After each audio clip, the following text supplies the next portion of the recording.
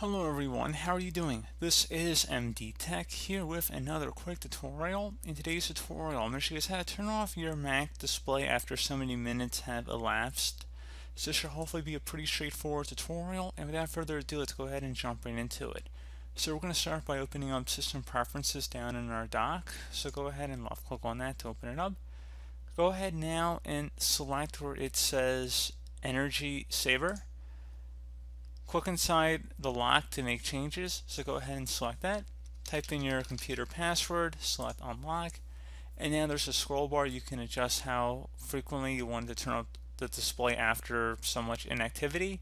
So again, very straightforward process there, guys, and if you want to just set it to never, you can scroll it all the way over to the right. And you also have the option to restore default just by selecting that, which will make it go back to the default settings. You also have the option to put hard disk to sleep whenever possible, and if you want your Wi-Fi or Ethernet to wake up your computer, you can keep that check marked, otherwise uncheck that. And that's pretty much it. And you can also schedule a shutdown or sign out here too if you select that schedule button. So again, very straightforward process, guys. I do hope that I was able to help you out, and I do look forward to catching you all in the next tutorial. Goodbye.